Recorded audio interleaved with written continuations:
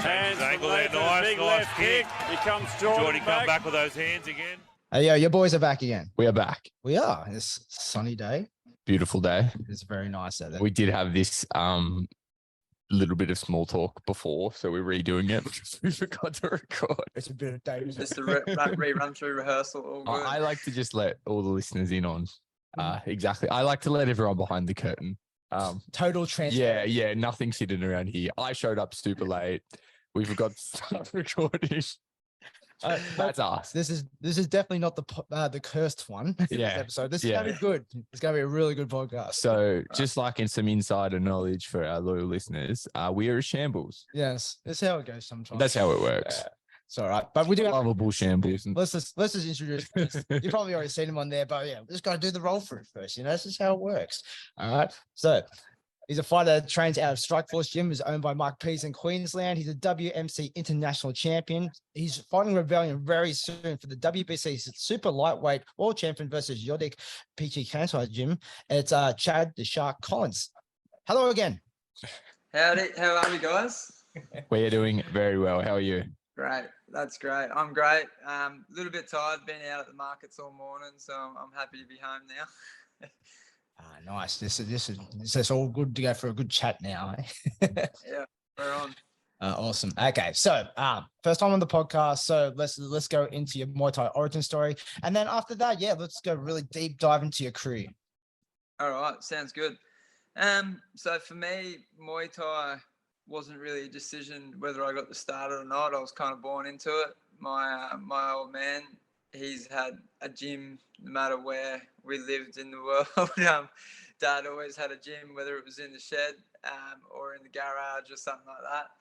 But the property that I grew up on was about 4.5 acres, and we turned the carport into a gym and we extended it. So I grew up with a gym on the property.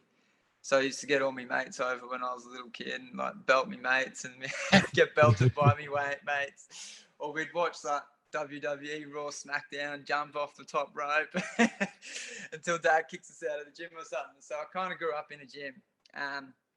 But from about 3, I started playing around with the sport.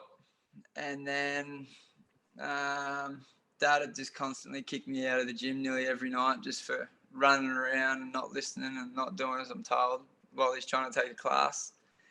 And then had my first fight when I was 11, and at that point I was completely obsessed with the WWE Raw wrestling as a kid. So my first name was SmackDown.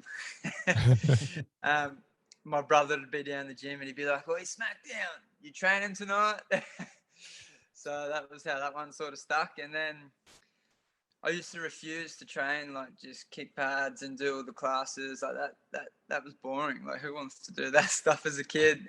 So Dad sort of stuck me in the ring with all the older boys and just made me spar like 100 rounds a night. I was just sparring for 2 hours. So that was how I learned to fight and move around. I don't really remember being uncoordinated or awkward at the sport or anything, so that was something I was quite lucky with. I don't think I could walk away from the sport. I've tried. It's in my blood, so I'm sort of stuck with it, even whether I like it or not now.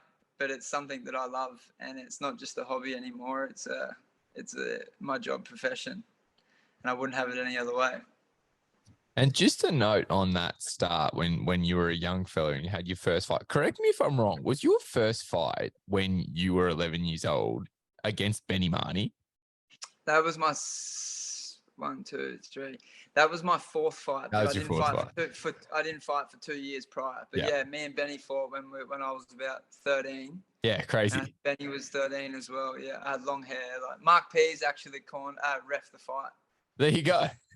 Yeah, it was on a Burn True Cup show. Yeah, 2 future stars. Yeah. Bit of Queensland history for yeah. Yeah, man. And me and Benny ended up, because we went to 2 different high schools, but they're like neighbour high schools. So we ended up being good mates growing up as kids. Yeah. And we're still best mates at today. Yeah, Benny Marnie, of course. Former guest, current boxing star. Yeah, bring back in the ring action soon as well for him as well. Yeah, on Infliction. Yeah. Yeah, Yep. nice. So That yeah, was so a great yeah, so it's yeah, interesting. Like you kind of grew up in the gym environment. So well going into that with your dad, then, like so how did he get all involved in it? Like, where did it all start for him? You know, Dad boxed at an Australian level professionally. He had 39 pro fights for 36 wins. Decent legend. Yeah. He actually won. Back then, there was not really any real belts. They used to get little badges and stuff. So he won, like, I think a Southeast Queensland and I think maybe an East Coast belt badge. And he trained under a trainer called Jimmy Young. And so it progressed through that. And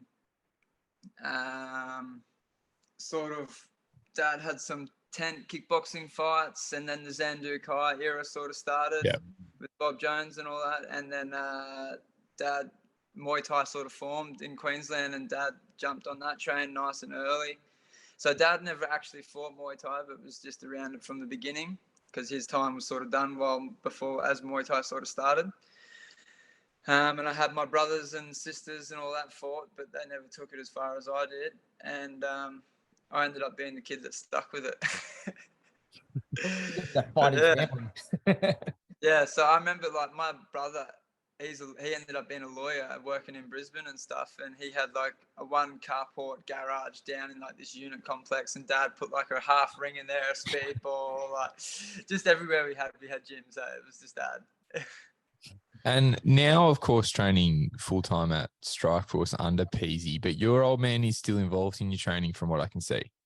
Yeah, so I had my first 21 or 22 fights under Dad, Jimmy Collins. So I fought for Dad until I was 16. And then Dad said, look, Chad, I've taught you everything I can teach you to a level that you're superior me now with the fight sport. I'm going to hand you over. And I was living very close to Urban at the time here in Miami. And he said, I'm going to hand you over to Richard Walsh. And I went to Urban. I lasted like 3 months, but I was surfing at the time. Thought I was going to be a pro surfer, all that sort of thing. And wasn't committed to training. And Richie was just like, mate, I'm not going to let you fight if you're not training properly. And I was dicking around a bit. So I ended up going to like the Urban sister gym, which was 350 Fitness, that was run by Clayton Collier. Yeah. So then I had 6 years with Clayton. So from about 15 to 21, I was with Clayton, and I fought Bernard Duma and Kurt Stady and a lot of these other names, and sort of come through the ranks in Australia then as a kid. And then when I hit 21, it was like do or die sort of thing. Like I wanted to move to Thailand years prior to that, but I was all loved up in a relationship that I was in at the time. And then I don't know what really changed. I was still in the same relationship, but it was like, hey, time's slipping away. And I ran to Thailand at 21, and I was only supposed to go for 6 months, and I did 4.5 years by accident. And of course, a lot of that time spent in Thailand on that trip, a lot of where you really elevated your name was out of the famed Sangtiennoi camp. Yeah. Was the plan to go there, or did you sort of end up there? Yeah, well, when I was still with Clayton, I went down to fight on a show down in Melbourne called Prestige that was run by Steve Hull and Chris Bradford. And I fought Sam Bark, which was he was in the country at the time fighting for Don Miller's gym, and he was fighting every 2 weeks. He was only here for 3 months, and he had like however many fights every 2 weeks. So I got matched with Sam. And at the weigh-in, Sam and I just sort of clicked. Like we were best mates. We went out and had Thai food together the night before we fought, and we become like real good mates. And I said to him at dinner that night, like, "Yo, I'm moving to Thailand. Like whatever gym you're at, I love what you're doing, what you're all about." And he said, "I'm at Sangtiennoi, this gym." And then me and Sam fought in a very controversial, close fight. Sam got the decision. And later on that night, Steve Hull approached me from Quest Infrastructure. And he said, mate, I loved everything you did tonight, your personality, how you hold yourself, and how you fight. I believe you. I want to help. What's your goals and all this? And so we spoke later on down the track. Like a week later, he flew up to Queensland. We had a meeting. He said, "What's it going to cost for me to send you to Thailand?" And I said, "Well, this is what Sangtiennoi's is. This is the training fees and stuff." And at the time, Richard Walsh, I'm still real close to Richard Walsh. He said, you should go to Sangtiennoi's. I've sent people there. They're good. He's great. It's a real hard training gym. Rah, rah. So that was like more than one person that had told me to go to Sangtiennoi's and suggested it. So there was not, and I knew I wasn't going to go like to a Phuket gym or anything like that if I'm moving my whole life to Thailand. So I ended up at Sangtiennoi's with Quest infrastructure backing me, and it was the best decision I ever made in my life. So it was straight from Australia direct to Sangtiennoi camp. Yeah. So I went straight. I had previously, in the previous years, done a couple of 1 month trips to Phuket, like Dragon Muay and stuff. But when I moved to Thailand, I went straight to Sangtiennoi's, and there was Corey Cowboy Smith. There was Richard Fanous, Sam Bark, and then of course Chofart and all the Thais, Hong, All-star team, and all those boys that were there as well. So when I moved there, everyone was there, and Sam was in camp training to fight Sexan at the time on Max Muay Thai. So I was like rocked into like some crazy training, and I was like, shit, this is what I'm in for. Yeah. So of course there's the potential culture shock of a camp. Like Sangtiennoi is quite a rare, or especially in that kind of era, it was quite a rare camp in that it was very much an authentic stadium fighter style of camp, but was quite, it was one of the only camps of its kind, I feel, that was welcoming of Westerners, in that it was very Thai and it was uncompromising. It didn't change the way it operated to accommodate Westerners, but did allow Westerners to come in and really made some careers there. Really mate, elevated you as well. Hit the nail on the head there. That's exactly it. Hey, so it was very Thai and authentic, like you said, but they still accepted the Westerners. The only thing I would say they changed was they know they can't own the Westerners. So they can't physically hit them. So you never got treated like a full blown Thai, but everything else like that, like round 6, I never got slapped around with round 6. Let's put it that way. But they treated you exactly like a Thai. We slept all with the Thais. We ate with the Thais. Everything. Okay, so it was great. And like you said, there wasn't too many 3-round shows that were happening back then. There was Max Muay Thai, and that was sort of it. Other than that, there was like maybe Asia Teak. That's like you don't really, you get $1,000, $50 for a fight there, and that was just used as sort of warm-up fights. So it was great. It was right into the deep end, and I think that's what formed my style a lot. Like I still had a bit more of a, I don't know what word is good for like that. You know how Westerners in Australia, they stand very far apart, a lot more footwork, cut angles, like jump around a bit more, whereas Thais stand closer, touched, and it's like you're there and you're there to fight sort of thing. So that's what really formed my style, from jumping around with different angles to standing there as in like, I don't care what you hit me with, I'm going to hit you harder sort of thing. And so I suppose what I'm interested in from your recollection is coming from beautiful Queensland to that environment at Sangtiennoi. When you first get there, you see your sleeping arrangement, your living arrangement. Was there a bit of a culture shock? Was there ever a little, like, was that kind of what you were expecting, or was there a bit of a shock? Yeah, so obviously I was a 21-year-old kid that was excited to move to Thailand, excited to be wanting to be famous. Do you know what I mean? Wanting to exceed and rip through these ranks and fight at the stadiums and stuff. So I was ready and prepared to do the hard yards. I just landed a good sponsor. So I was like, it's happening. My life is starting to it's happening. My goals that are things that I've wanted since I was a little 10-year-old kid are happening right now. So I was ready to do the grueling round. So when I got there, I was like just shaking with like, I'm keen to start now. Yeah. And like just ease into it. Yeah.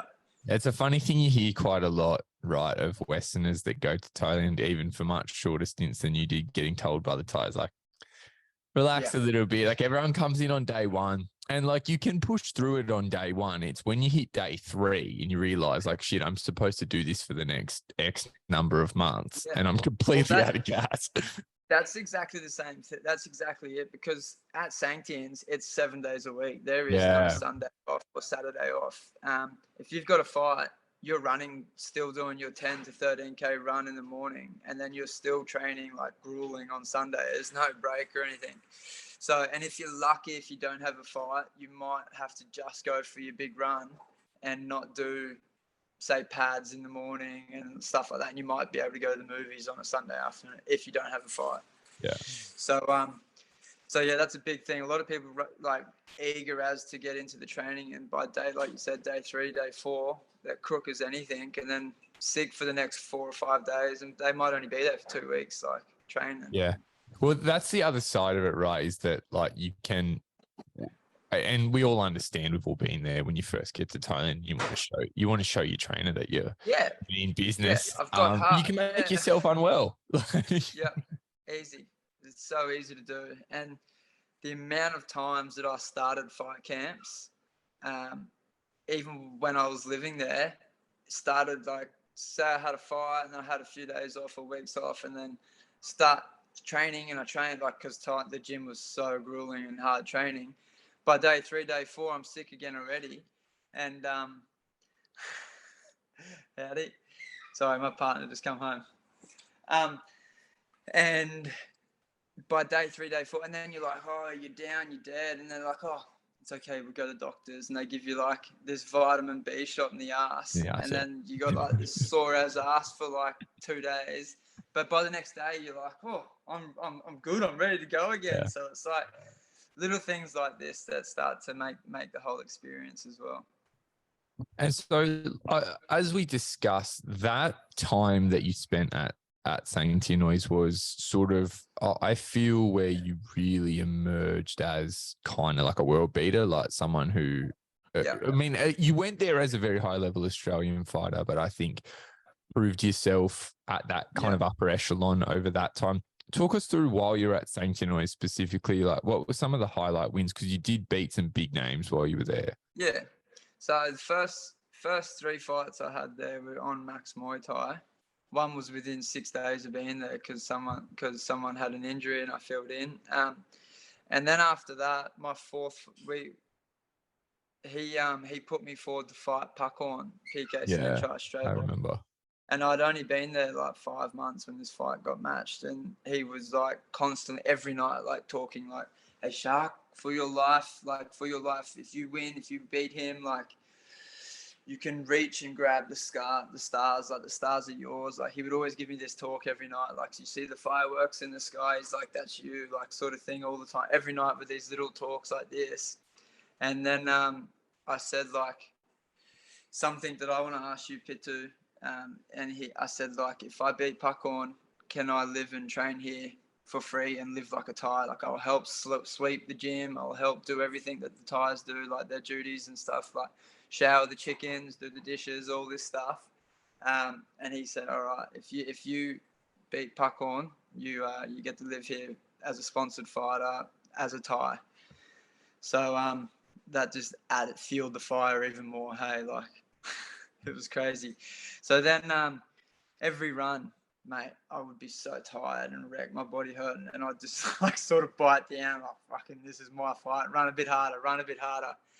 And come fight time, I'm at the weigh-in and I fought Pakorn on MX, and I'm at the weigh-in, and there's other Thais there and all this stuff, and I'm with Pitu, so I was very well respected as a Westerner because of who I was with as my trainer. Yeah, everyone bowed down to Sangtien, and it was great. But then during the conversations at the weigh-in, people would go like, "Oh, oh, who you fighting? I'm like, Pum Doiga Sexan. And they're all like, hui, Mung die. They're like, oh, you're going to die. You're going to die. They're literally saying, like, to my face, like, you die. Sure. Thank you. That's Like, nice of you to say. And I'm just like, and it made me real, like, I'd be like, oh, okay. But in my head, I'm like, oh, fucking show you what this white boy can do, eh? Like, just really wanted to, like prove myself, eh? Yeah. Just prove myself to the world, to Thailand, and represent Australia the best I could. And most of all, I wanted to prove myself to Sangtien. Yep. And yeah, come fight day, I had a cracking fight, and it was great. Round one, come out. I feel like in those 3 rounders, I normally lose or draw the first round. Yeah. Just sort of sussing and working how the flow out. And there was a few things that I'd learned over the time that I'd done with Sangtien already, like pairing and stepping through and stuff. And in round one, I actually stepped forward instead of waiting him to come through, and went to pull his front hand through, and I walked into a bit of a left hook, and I had like a flash, sort of didn't drop me, didn't hit the ground, but I flashed, like my body shut down for a split second. I jumped back up. So like I got caught, quit, no count or anything, and fought, and it was sweet. Didn't really buzz me. It was just like a real quick flash, and then come out round 2, and we both lit up round 2. We had some big exchanges with hands. Yeah. And that's where I'm most comfortable in a fight. When I'm exchanging with someone, I feel my eyes always seem to work better than the person I'm fighting. Yep. So I register a bit more.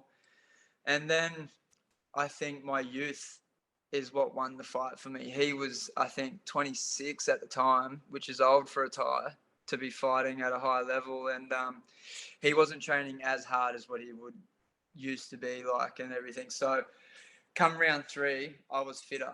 He wasn't there to exchange the same way I wanted to, like in round 2. So I sort of walked and come forward and got the decision. And it was crazy. My whole life, my whole career changed after that moment. Yeah. Nice. Yeah. In Thailand, you had like a fair few really big fights against big people. Like I guess I want that people remember you for is like for Saenchai as well. Yeah. So talk us through that experience of like fighting a legend of the game. That there's a whole story to that whole fight trip. There's some crazy things that happened. But long story short, it was down in a place called Yalla in Thailand, where it's very heavy Muslim populated area. There's always mass shootings, car bombings, all this stuff. They're in a section that doesn't want to be called or labeled as Thailand anymore, sort of thing. This is the understanding I have. I could be wrong, but this is what I was told. And so as I'm running, cutting weight and all this stuff, like I'm not allowed to run around the block or anything like that. It's we're in a driveway and I'm running like 40 meters up and back, and Sangtien's standing there like watching me. So that was that. And we got police escorts everywhere, everything. Weighing was sweet, normal weighing. We got along great. We spoke Thai together. As we're leaving to go to the venue, we got this full-blown big, like 20-car long escort with all these other fighters, cop cars up front, all this sort of thing.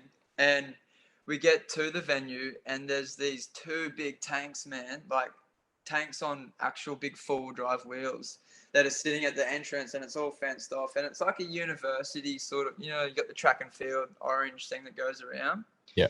So it was like in the middle of one of them, and they had like grandstands on around the whole outside and everything. So it was in a field, and mate, it was crazy experience. I think to this day, it's still the biggest crowd I've ever fought in front of. It was like 50,000 people. Yeah, it was huge. Wow. So what Pitu said about it, he goes, because there's no events or sport events that ever happen down there, because there's something to do. They all come out to support and all come out to look. So it made sense like that. And he kept going like, oh, there's 10,000. Oh, there's like 20, 30,000 now. And it just kept growing. And he kept coming out the back telling me. And it was pretty cool. So Pitu had never even, for the last 20 years, he said, he has not given a fighter a massage, like a rub down. It was just me and him that went on the fight trip. So he gave me a rub down. It was like something that was cool for me. Like I felt special. I felt honoured to have that.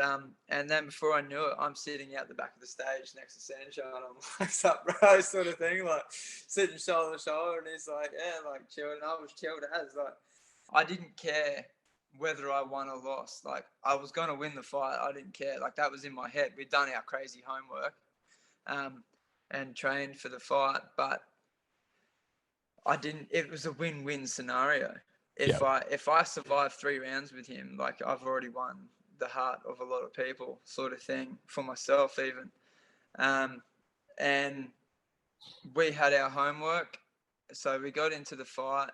Round 1, I was real eager to show the world that I can mix it with the best, as I do get sometimes, and walked into a couple big push kicks, which fucking launched me. And I got a little slap around in the corner after round 1. And he's like, "Mate, what are you doing? Like, we got a game plan. Let's do it. Let's stick to it." And the main things of the game plan was he's an old man. He's not going to hit hard. He's just fast and uses this. Don't give him the space to use that. Yep. And when he kicks left, take that column leg out. It's as simple as that. It's not going to be a hard left kick when it hits you. So, and that was it. And you see a couple of times I go for it and stuff, and land some uppercuts on him. That was something that we worked on. And just that pressure, so he can't have that, do those sort of Saenchai dances, cartwheel kicks, teeps to the face. Don't give him the space to do that. And I pressed him for the 3 rounds. And by the round 3, personally, I think he was hanging on. Like, he didn't want to play no more.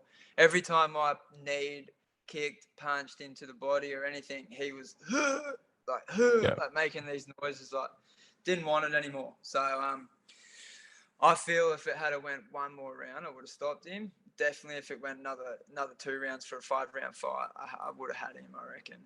But I was completely happy with the result. I personally thought I'd done enough to win, but it's called Thai fight. It's not called Falang fight. So that's how it goes.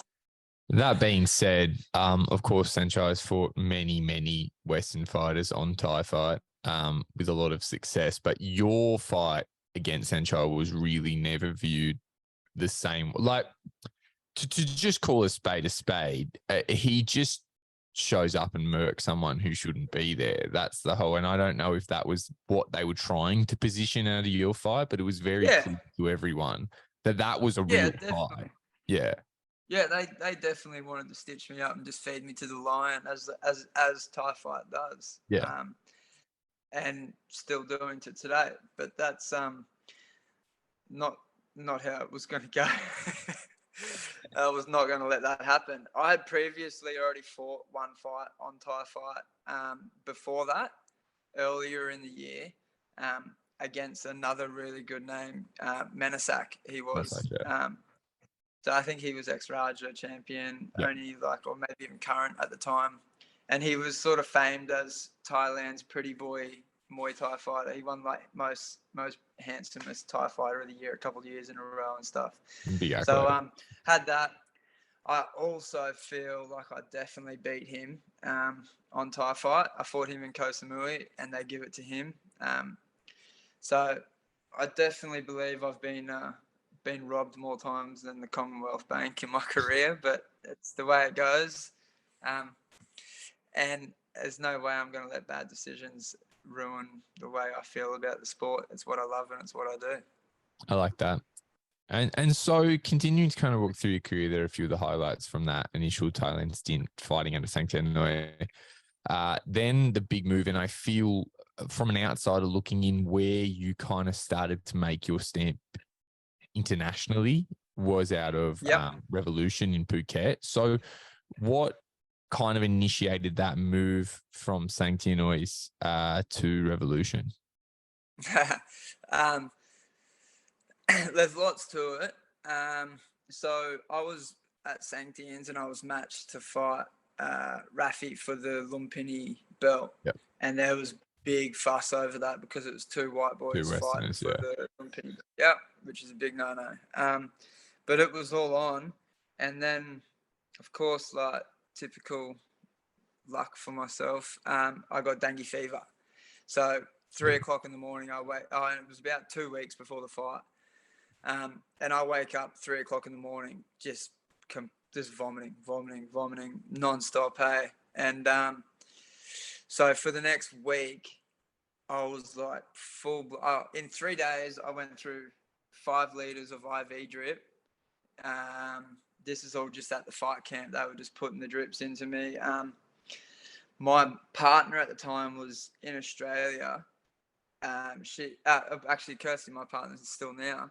She was in Australia. She's like messaging me saying like, "What's going on? Are you even at the gym? Like, are you with other girls?" Like, and I was in and out of consciousness. Like, this is so true, man.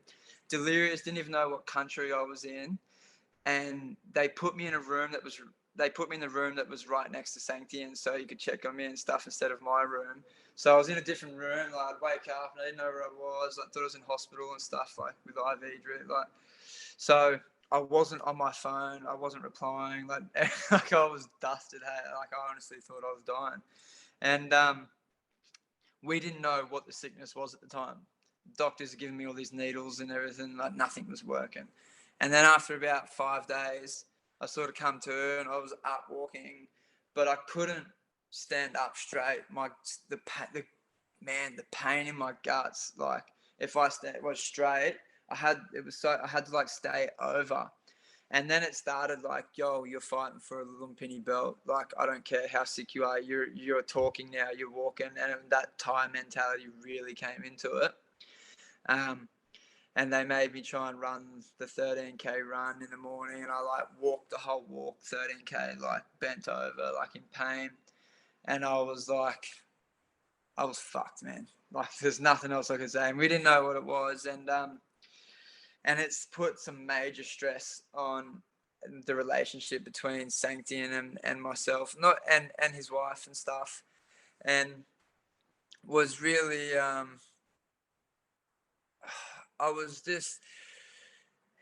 it's a big thing for him to have someone fight for a lumpini belt, let alone a Westerner. So I can understand the pressure he's on from other promoters, like, and the grueling, like, because of the fight being matched. So I understand. And it's a big thing in Thailand to pull out from a fight. And it come to a point where I'm talking to my dad and Kirsty and other people that are back here at home. And they're like, just come home and come to hospital. You need to go to hospital. You need to go to hospital. Like, so obviously I listened to my family and I booked tickets to go home without even telling Sangtiennoi and that. And I got Cholfart, one of the Thais at the gym, to drop me at the hospital, and I didn't really say goodbye. Like, it was, the way I left it was upsetting, but it was just like, I felt like I was alone in a different country and no one wanted to help me or understand me. And I knew I had to look after myself. So I left, and that broke me, actually, because Sangtiennoi was like, he's like a Thai father to me. Hey, like, he really looked after me as if he was my own father, and we did everything, whether it was eating, like, everything we did together. And there was long periods where there was no other Westerners at the gym and it was just me and him. So I had a lot of time to bond with him. So I was hurt big time as well by it. And I said when I got home, I'm done with the sport. I'm done with Muay Thai. I'm refusing to fight anymore. I don't want it anymore. It's not what I want. I'm happy to go back and be a pipe layer and be a tradesman again. And then after a few months, I started talking to Pitu again, and he understood, and like, we were all good. That was sweet. And I was going to come back. Like, the fire started in my heart again for the sport. I just had itchy knuckles, I guess. I can't stay away from it. It's I was still teaching people back here and stuff, but I was really hurt with the whole scenario. And another major thing, the training.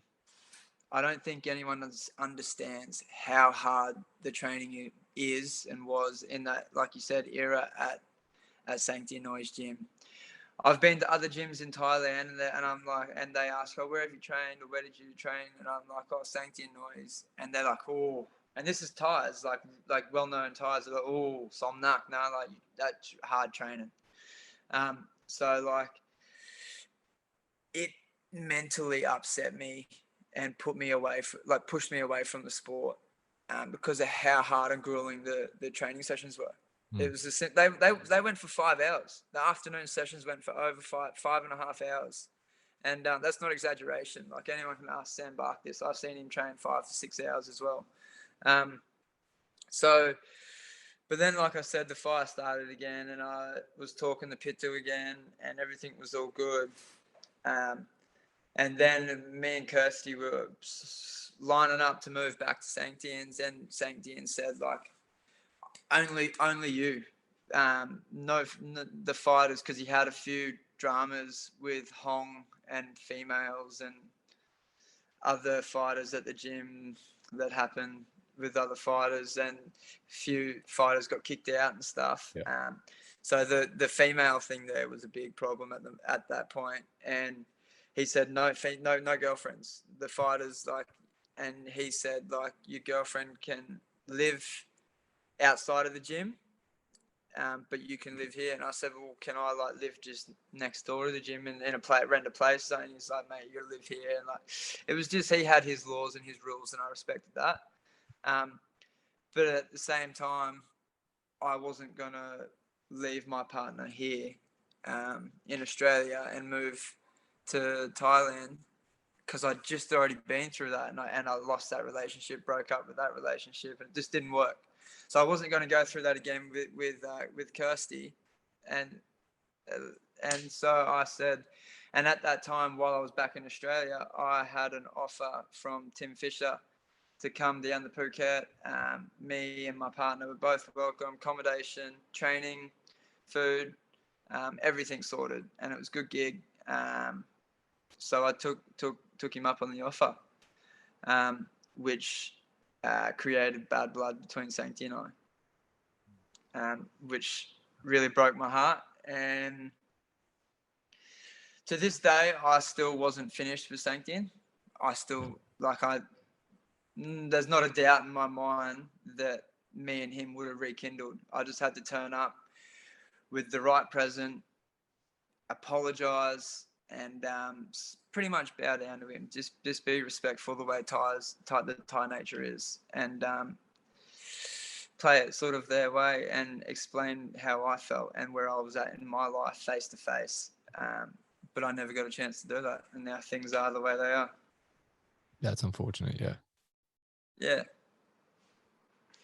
So yeah, and that was how I ended up at Revolution Gym, and that started the whole international scene. So when I was training at Revolution, because of the fights and the role and the things I'd done when I was with Sangtien, I started to have all of these international promotions that were constantly messaging me or emailing me and stuff, like Paris and all these things. And I would just pass them straight to Tim and be like, he's my manager, sort of, he's like, it just looks more professional that way and stuff.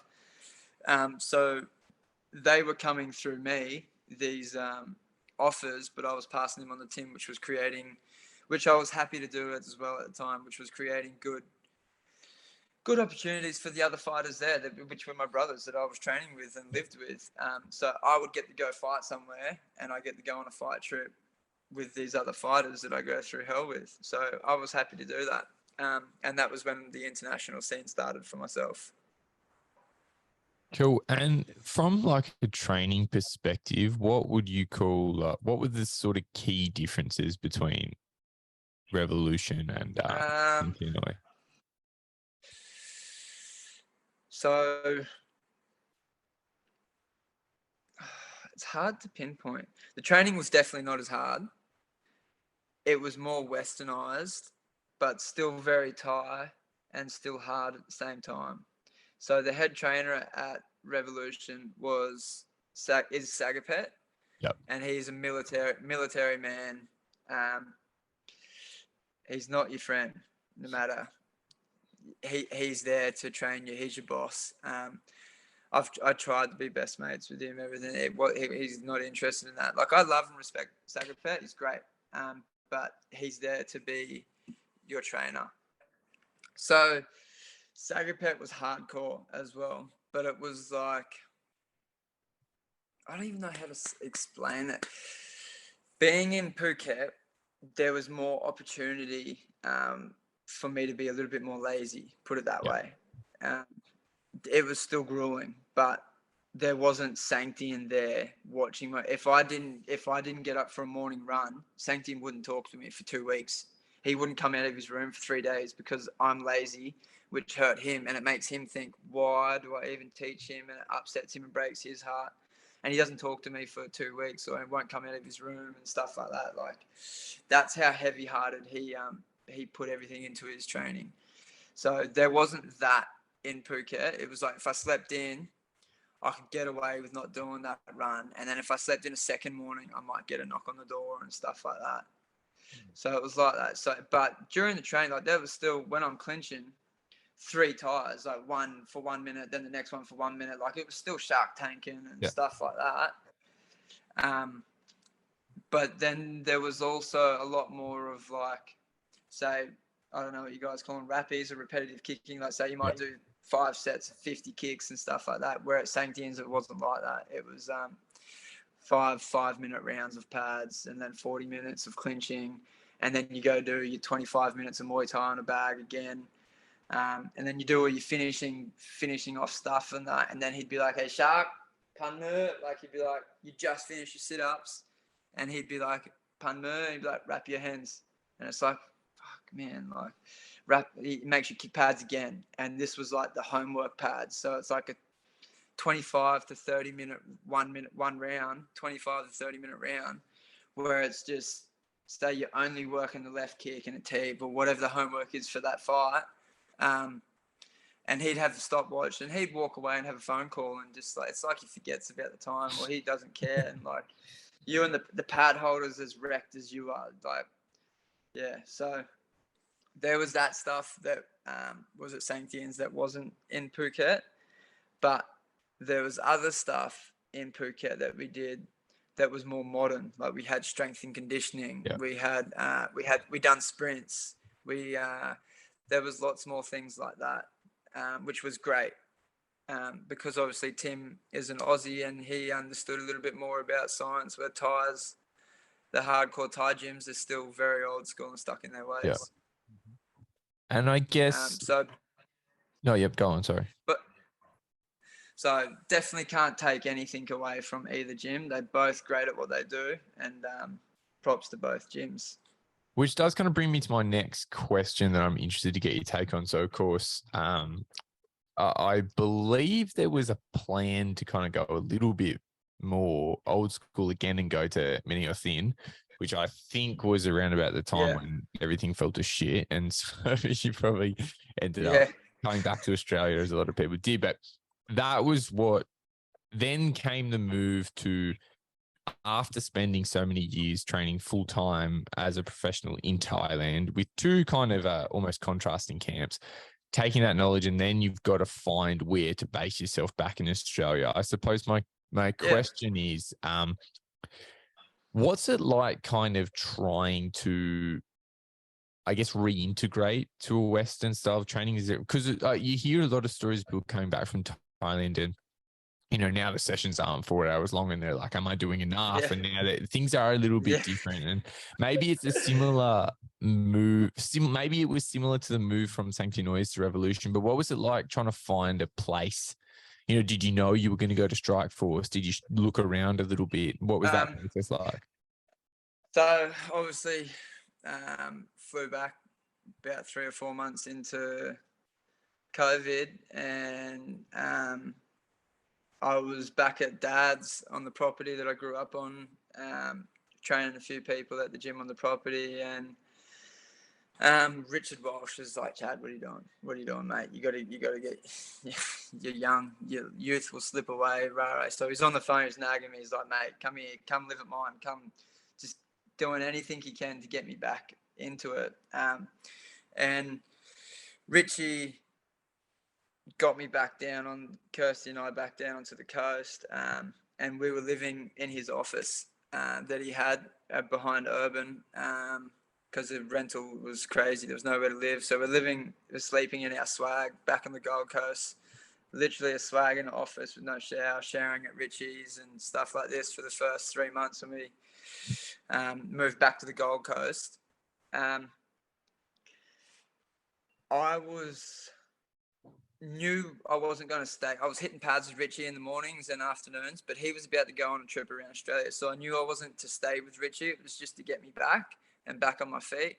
And then when it come time to him, I knew Strikeforce was doing good things, and I've known Mark Pease has only been around the corner from me for years and years. And to me, I thought he's not a trainer that has brought fighters or poached them from other gyms or anything like that. He's someone that has made fighters from scratch. So like as Aaron Lee, Denny Dudowski, Ben Pixie, all these fighters. And so that says to me that Peasy has the brains and has the knowledge about Muay Thai that I can relate to.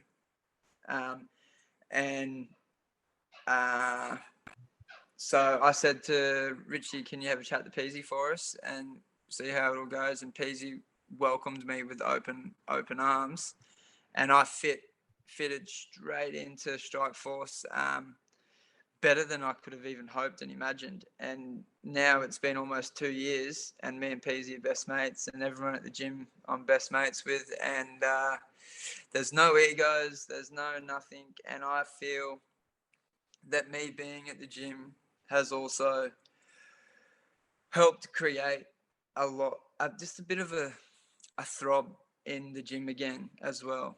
Because I remember when I was in Thailand looking at the other people that were better than me, I was watching them on the bag next to me, and I want to kick like that. I want to be like that. So like the gym I was growing off, feeding off that. So I think the gym has been growing the last 2 years since I've been there as well. Again, all props to Peasy. But I feel like there's been like a real heartthrob in the gym lately where everyone's a big family and everyone's just thriving off each other now. Everyone gets along, no egos, and there's multiple fighters that I believe have really good careers in front of them. Yeah. And what was it like? Like, did you find that you naturally just kind of meshed with Peasy's training style? Was there a bit of an adjustment period? What was that like? There was a bit of an adjustment period, but at the same time, I'm coming from COVID, so I was fat.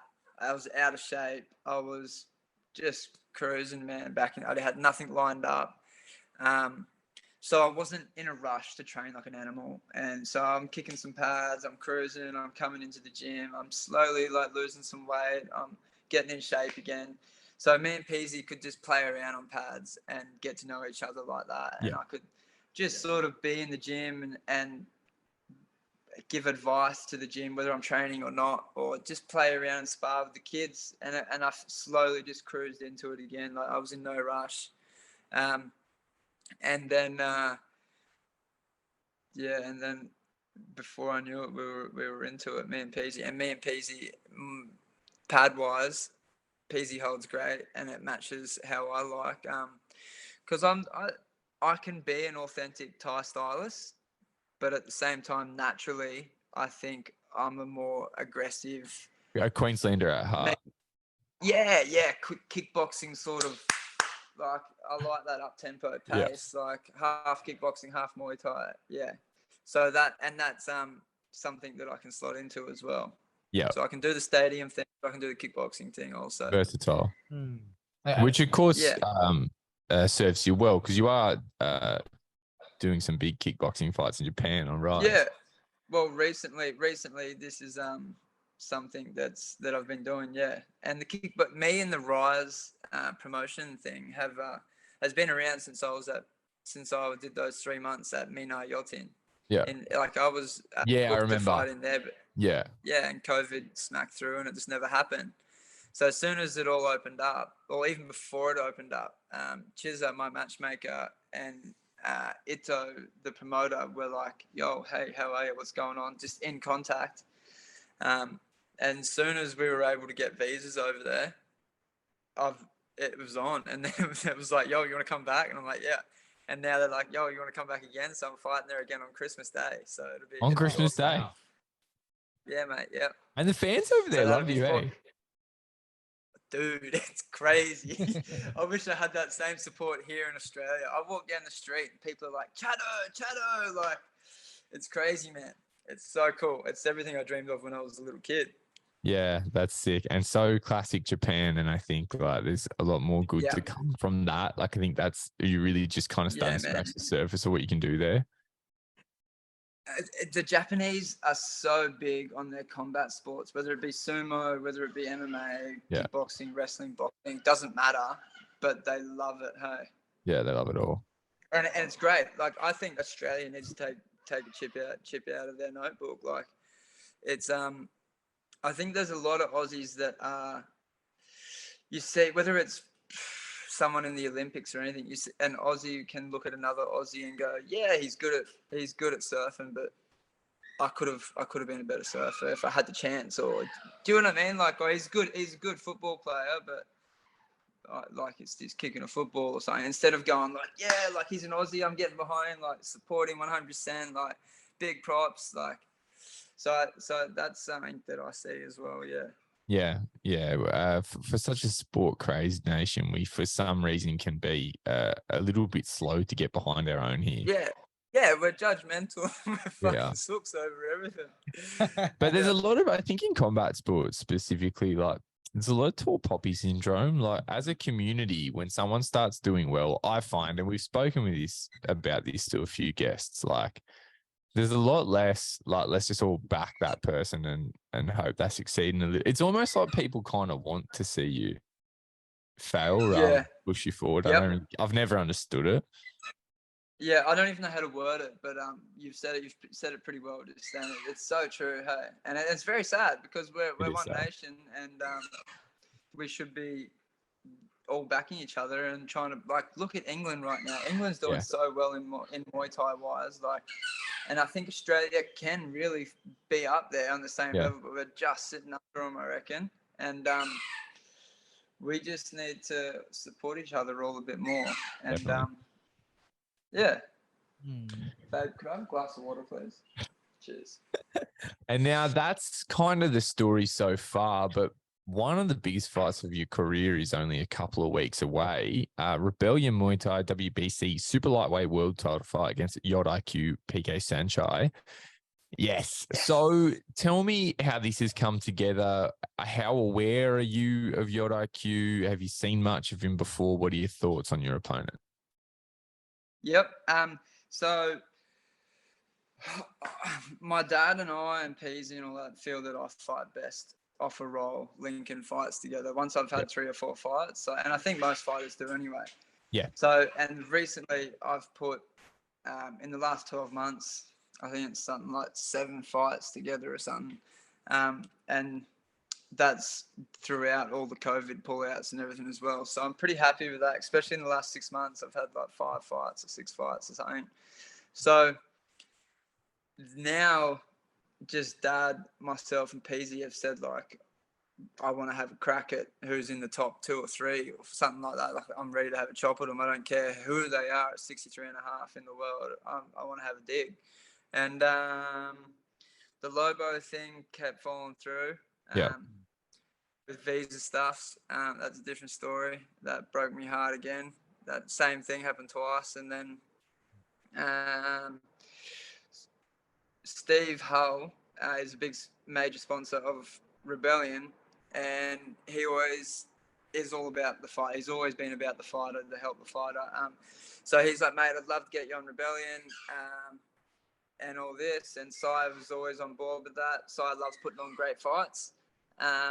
Never puts on any easy fights for anyone, so he always puts on exceptionally good fights. And we said, can we fight? Who'd we ask for first? It was someone in the top 5 or something like that. And I asked for Sangmini. Yep. Asked for Sangmini, then I think they said he's busy. And then I said, can I fight Kulabdum? I don't think they got, I can't remember what happened. And then it was looking like Ferrari Fairtex was going to happen. And then I think he just signed to one, and one obviously is exclusive.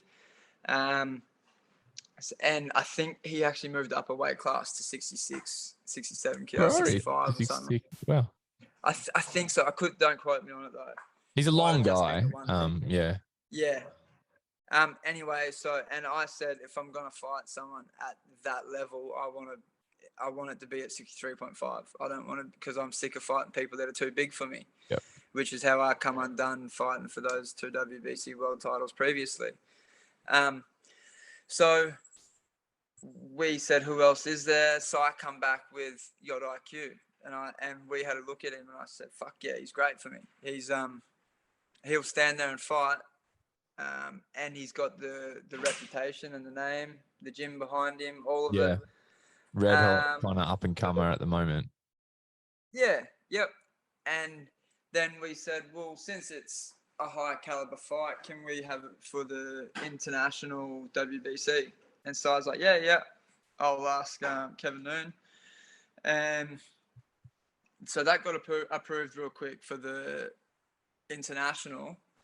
But Sai and Kevin Noon and Chizza and a few of these people were in cahoots already, talking about lining up this world title, and I hadn't been told. And then all of a sudden, a few days later, it was like, Chadd, you're fighting for the WBC world title, because we wanted to go like tick Yod I.Q off, win the international, and then have a crack at Nathan Benden. For the belt, and this was before he got stripped or whatever happened. That was our sort of working of what we were going to do. And then they're like, "Yo, we're fighting straight," and I was like, "Well, Yod's on the money for a world title. I'm happy. Let's do it." And it all went like that. Sort of, that's how it came about. And for a fight like that, from what you've seen of Yod I.Q, do you feel, how do you feel your styles match up? Are you doing anything differently in preparation? You think you've kind of got the goods as is? Yeah. So, yeah, definitely. I wouldn't say we've changed our fight camp dramatically, but we've definitely done our homework. So whether it be right kicking or left kicking, or working on our go-to things to sort him out and shut him down, we're doing a lot of, because my fitness right now is I'm fine. I don't have to worry about fitness. So that's cruising. My weight's coming down perfect. I'm sitting around 68 kilo now for a 63.5 check weight.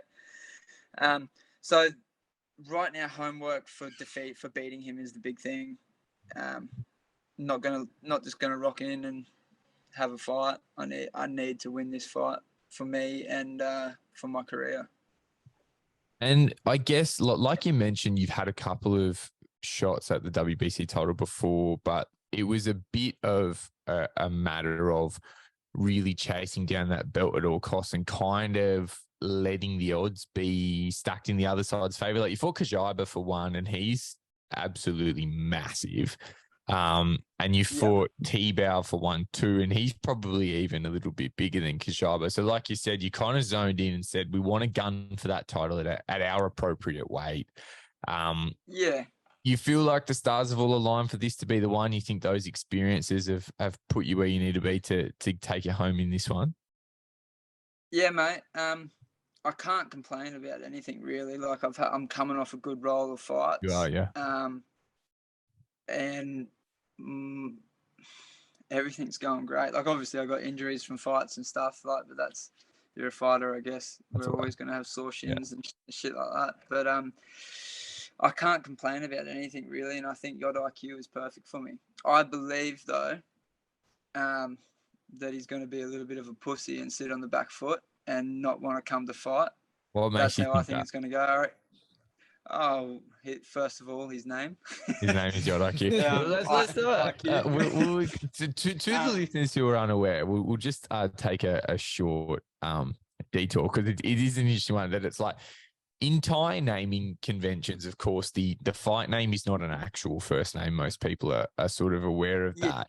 Yod means the best, basically. Like Yod means, so when his name is Yod I.Q, that name is to suggest he has the best IQ. The best IQ. So yeah, that's just a little bit of, because that would be obvious to yourself, Chadd, but just for the listeners. Yeah, but that's a lot of people what Yod IQ means. Yeah, exactly. Yeah, so I believe round one he'll have a bit of a chop, and stand there and bang a bit, but then I think he's gonna try and play a game of chess because he's a stadium fighter. Yeah. So every time I kick, his checks are going to be perfect. Like these things like this, so he's not going to want to take it to chance and mix hands with myself, I don't think, and stuff like that. So he's going to be doing everything he can to stay out of the punching range or in clinching.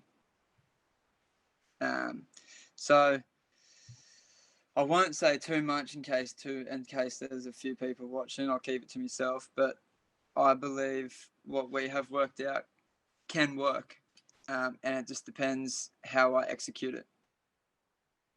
And I suppose compared to some of the elite Thais that you've fought in the past, where do you feel Yod I.Q ranks among them based on what you've seen? He's good, but he's a kid. Do you know what I mean? He's not a man, and he's had a lot of fights. Like he's had 70 or 80 fights, but I don't think he's got that crazy experience of war, really. But look, when you watch a lot of his fights, well, for instance, a lot of his fights, like who I don't know, like I know most Thais, good name Thais in Thailand, but I don't really know all the people he's fought. So he's from a very well-famed gym. So for one, he could be managed very well. He's good. Don't get me wrong. He's fucking good, mate. He's good. And if he beats me, he beats me. Like it's a fight. But I believe that I have the goods to beat him and also have the IQ to beat him. So we'll see how it goes. Obviously, I'd love to have a knockout win to win a world title. That'd mean everything to me.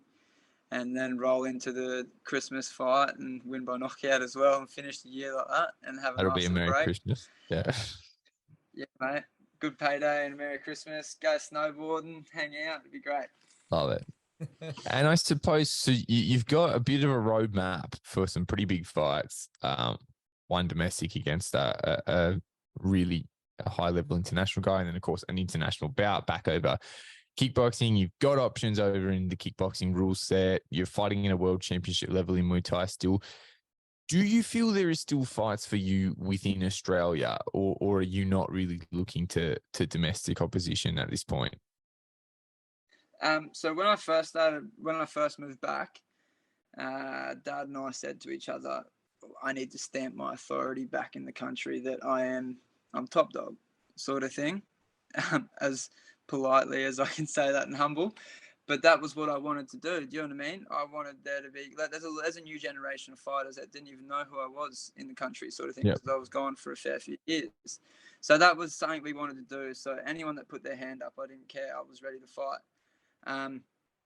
And as far as who do I think is left, I don't think there's too many people at 63.5 left that would do me. I don't think there's anyone that would beat me. But the one person I believe that would be a good fight and exciting that I think people would like to see would be Jordan Gotherson, obviously. That's the name I was going to bring up. I rate Jordan. Me too. Great, humble guy. I love Jordan. He's super top guy. And we happen to be at the same weight, and I think it would be a great fight. Now, but of course, Jordan was at one point scheduled to fight for the title that you're about to fight for against Sean Clancy. If you were to win the title over Yod I.Q, which I feel you are planning to do you think we could get an all-Australian world title fight? Yeah, like I think it's definitely a possibility. The only thing is the politics of it. I'm not sure how that would play out having two Aussies fight for a world title.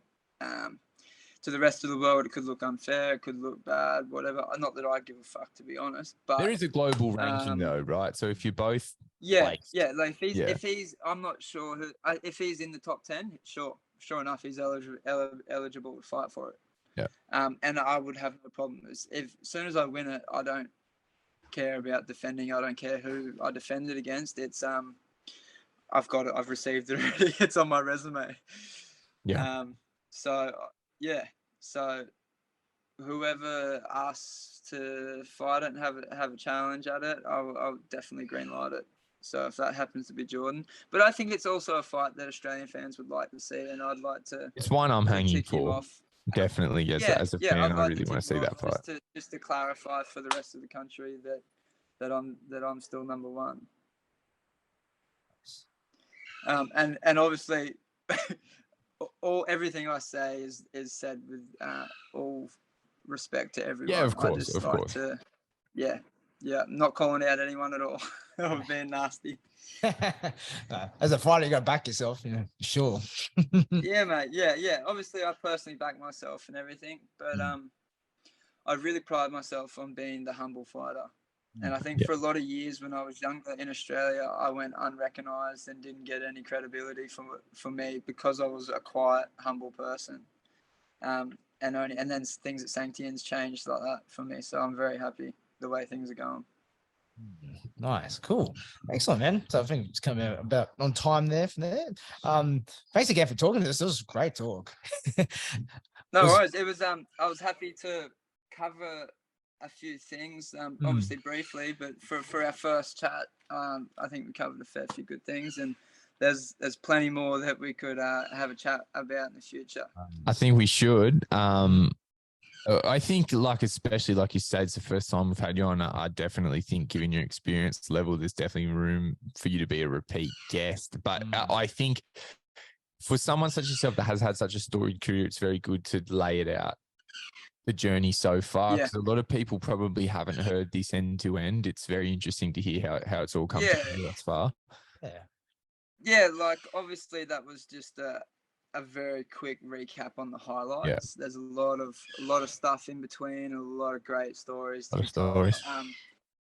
Oh mate, some great stories that I struggle to even think of these days. But actually, something that would be a really good idea is next time we have a chat, I should do it with my dad, so me and my dad could sit here and.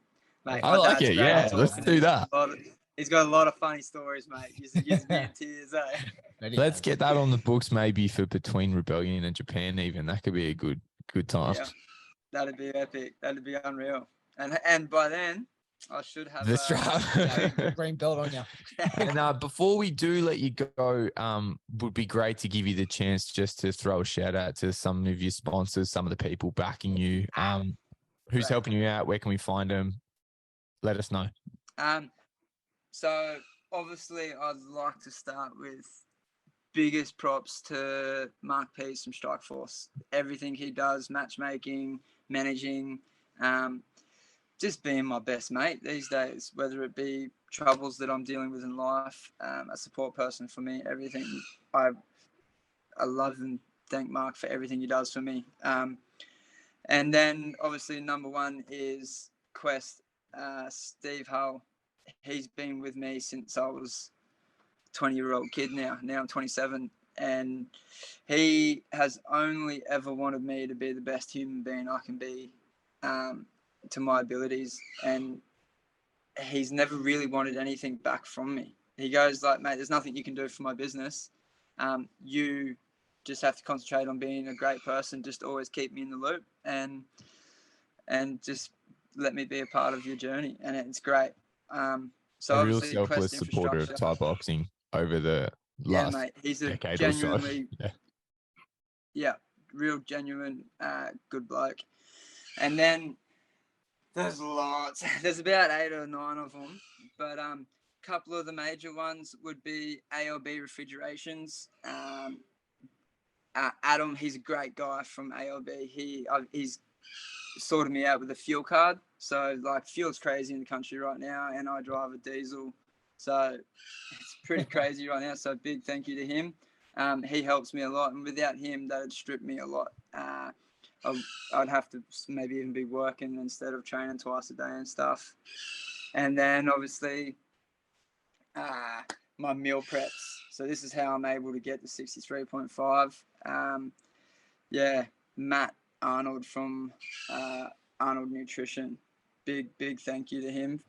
And anyone that's around the Gold Coast or anything that wants to jump on with Matt from Arnold Nutrition, please give him a message. He is the reason that I can do some crazy things with my weight. And then there's a couple I'm just spacing and blanking right now, guys. Babe. That's all right. If you remember, Yeah, I'll put them in the show notes and tag them in the post and things like that. Yeah. To all my sponsors that support me every time around, it means so much. Thank you very much. And without you guys, I would not be able to train twice a day and be the fighter that I am today without the sponsors that support me. That's another thing I'll quickly touch base on is sponsors for fighters in Australia. Not just my sponsors. Anyone out there that's contemplating maybe sponsoring a fighter or an athlete of any sort of sport, please jump on board and support that athlete that you know or anyone like that, because it can change that athlete's life. I had one person jump on board and it's changed my whole life, and now I'm the fighter I am today. Without him, I would never have been able to succeed and do the things I've done. So please, sponsors, you guys are so much more important than anyone really lets on to know and talk about. Yeah, legends. Important, very important. Yeah. And guys, thank you very much for having me on. I'm very, very honored and pleased to be on the show. Thank you. Appreciate you talking to us. And of course, listeners, if you are in Melbourne, or just if you can make it to Melbourne, I believe there's still some general admission tickets left for Rebellion Muay Thai / Roots, November 26th. Yep. I've got mine. You should go there. If you can't make it to Melbourne, watch it on the live stream, rebellionmuaythai.com.au. It's always a quality stream. And you should support this. A dual world title fight. Of course, last week we had Joanne La, Chad Collins, like we touched upon earlier, back the Aussies, both coming for the number one spot in their respective classes in the world. Let's take it to them. Also, this is another reason you guys should jump on the live stream for Rebellion is Tyson Harrison versus Tum. Great fight. I rate Tyson. Great fight. I rate Tyson to be the next big thing in Australia. I've sparred him. I lived with him at Sangtiennoi's. He's mate. I rate him. He's going to be a really, really well-known fighter in the world, I reckon. Yeah, a number of really good fights on this card. It's completely stacked. The Rebellion card is completely stacked, and then of course you got all the up-and-comers on Roots a little bit early. It's kind of the one. The Roots is the undercard. It's going to be a ridiculous day, Muay Thai. Yeah. Big one. Yeah. Cool. Great. Excellent. So yeah, just stick around, Chad. But everyone else there, thanks for listening. Thank you very much. Like, subscribe, give us the 5-star ratings, and we'll catch you next time. See ya. Peace. There you guys. Awesome. That was a good one.